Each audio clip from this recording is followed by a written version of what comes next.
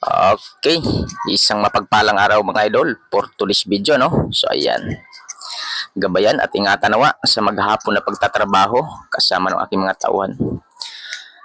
So kay bilis ng araw mga idol, ano?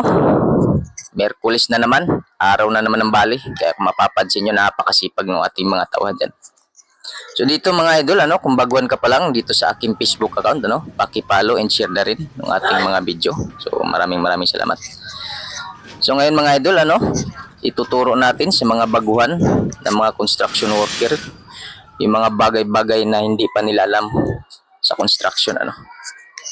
So para sa mga baguhang construction worker, mahalaga ang pag-unawa sa kaligtasan at tamang paggamit ng mga kagamitan. Mahalaga rin na magiging maingat sa mga posibleng peligro sa trabaho at matutunan ang mga pangunahing kaalaman sa construction. Narito ang mga ilang mahalagang bagay na dapat tandaan ng mga bagong construction worker.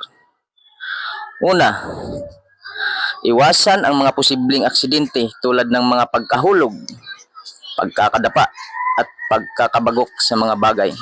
Pangalawa, alamin kung paano gamitin ng tama ang mga kagamitan at siguraduhin na nasa maayos na kondisyon ang mga ito.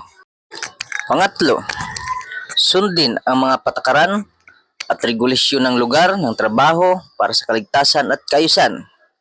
Pang-apat, magtulungan sa mga kasamahan at matuto mula sa kanilang karanasan.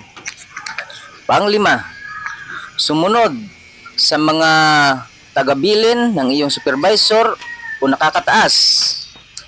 Pang-anim, mga batayang kasanayan tulad ng pagbubuhat ng mga materialis, paggamit ng mga kasangkapan, at pagtatayo ng mga simpleng istruktura.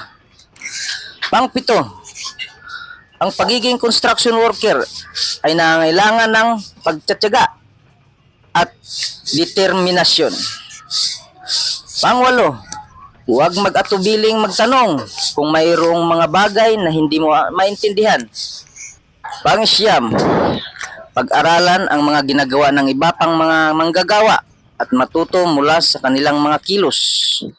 Pang-sampo, ang kaligtasan ay dapat laging prioridad. Pang-11, panatilihin ang isang positibong pananaw sa trabaho sa pamamagitan ng pagiging masigasig, matyaga at maingat. Ang mga bagong construction worker ay makakapag-ambag ng malaki sa mga proyekto sa construction at makakapagtatag ng kanilang sariling karera sa industriyang ito. So yun lang mga idol, ano? Yun yung ating